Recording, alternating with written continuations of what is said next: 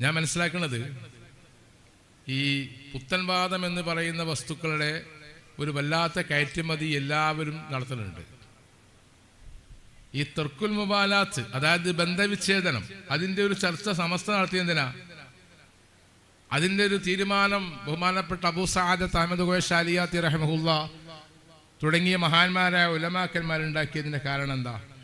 ഇവരെ ഗ്രന്ഥങ്ങളും പ്രസംഗങ്ങളും കേൾക്കാതിരിക്കാനാണ്. കേട്ടുകഴിഞ്ഞാൽ ബിദ്അത്തിന്റെ സ്വഭാവം എന്താ? കൽബിൽ സംശയം ഉണ്ടാക്കുക എന്നുള്ളതാണ്. ബിദ്അത്തിന്റെ സ്വഭാവം ഒരു മനുഷ്യന്റെ കൽബിൽ ഇഷ്കാലികളെ ജനിപ്പിക്കുന്നു എന്നതാണ്. നഷ്ടമാകുന്നത് അള്ളാഹു സ്നേഹിച്ച മനുഷ്യരുടെ സാന്നിധ്യവും അവരുടെ പ്രാർത്ഥനയും അവരുടെ ശഫാഅത്തും നമുക്ക് ഈ കാരണം കൊണ്ട് നഷ്ടമായി പോകും. അത് വല്ലാത്ത നഷ്ടമായിരിക്കും, അത് വല്ലാത്ത നഷ്ടമായിരിക്കും. ആ നഷ്ടം വരാതിരിക്കാനാണ് സാങ്കേതികമായി തർക്കുൽ മുബാലാത്തുണ്ടാക്കിയത്. ഇപ്പം ആലിമ്യങ്ങൾ ചെയ്യണത് എന്താ? ലോകത്തെ ഏതെങ്കിലും ഒരു കുഗ്രാമത്തിൽ ഏതെങ്കിലും ഒരു മുബത്തദിയായ മനുഷ്യൻ എന്തെങ്കിലും ഒരു പുതിയ ആശയം പ്രസംഗിച്ചാൽ അത് കേൾക്കുന്ന ആളുകളുടെ എണ്ണം കുറവായിരിക്കും.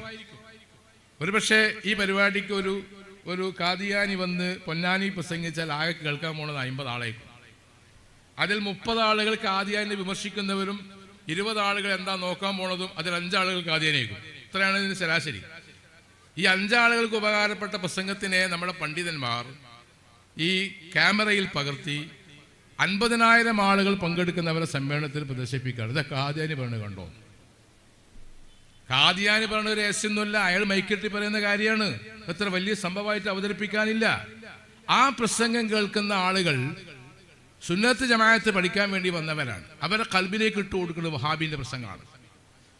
പിന്നീട് സോഷ്യൽ മീഡിയയുടെ കാലമാണ്. അതിനെ ആളുകൾ പരതി ഈ പ്രഭാഷകന്മാരുടെ പ്രസംഗം, ഈ മുബത്തദിന്റെ പ്രസംഗം പരതി കൂടുതൽ ബിദ്അത്തുകൾ പഠിക്കുന്നു. ഈ മുസ്ലിയാർ വിശ്വസിക്കുന്നത് അദ്ദേഹം പറയുന്ന മറുപടി സ്യൂട്ടബിൾ ആണെന്നാണ്. പക്ഷേ അദ്ദേഹം പറയുന്ന മറുപടി 100 ആളുകളിൽ 80 ആളുകൾക്ക് ബോധ്യമായാൽ 20 ആളുകൾക്ക് ബോധ്യമാവുന്നില്ല.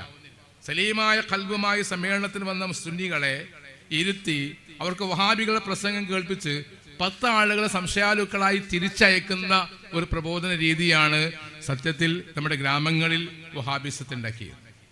അല്ലെങ്കിൽ ഔലിയാക്കന്മാരെ ആരിഫീങ്ങൾ ശത്രുക്കൾ ഉണ്ടാക്കിയത്. പല വിഷയത്തിലും ഇഷ്കാലുള്ള മനുഷ്യന്മാരുണ്ടാക്കുന്നത്.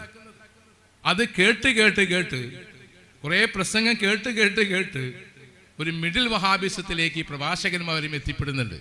അവര് അള്ളാഹുവിന്റെ ആരിഫീങ്ങളെ കലാമിനെ മനസ്സിലാക്കി അത് വിശദീകരിച്ച് മനസ്സിലാക്കലല്ലാതെ അതിന് ശ്രമിക്കാതെ ആരിഫീങ്ങളുടെ കലാമിൽ നിന്ന് അവർക്ക് ബോധ്യമായ ദലീലുള്ളതിന് സ്വീകരിക്കാൻ ശ്രമിച്ചു. അപ്പോൾ ഒന്നുമല്ലാത്ത പുതിയൊരു വാദം ഉണ്ടായി. ഇതപ്പം നടന്നുകൊണ്ടിരിക്കുന്ന കാര്യം. ഒരു സൂഫി ചിന്തകന്റെ ഭാഷയിൽ പറഞ്ഞാൽ, ഒരു ശരാശരി സാധാരണക്കാരന്റെ ഭാഷയിൽ പറഞ്ഞാൽ, ഇപ്പൊ ഇവിടെ നടന്നുകൊണ്ടിരിക്കുന്ന പ്രഭാഷണങ്ങളിൽ ആകെ സംഭവിക്കുന്ന കാര്യം അതാണ്. അതിലേറ്റവും പ്രധാനമായ മർമ്മം നിലനിൽക്കുന്നത് ഇസ്തിഗാസ പറ്റൂലേ എന്നതല്ല, തവസ്സുല് പറ്റൂലേ എന്നതല്ല, തവസ്സുല് വേണോ വേണ്ടേ എന്നതല്ല. വിഷയത്തിന്റെ മർമ്മം കുടികൊള്ളുന്ന ഭാഗം അള്ളാഹുവിന്റെ ഔലിയാക്കന്മാരുടെ ആലിഫീങ്ങളുടെ അധികാര പരിധി എത്ര വിശാലമാണ്. അതിൽ ഉറപ്പുണ്ടെങ്കിൽ ഇസ്തിഗാസ ഉണ്ടാവുള്ളൂ.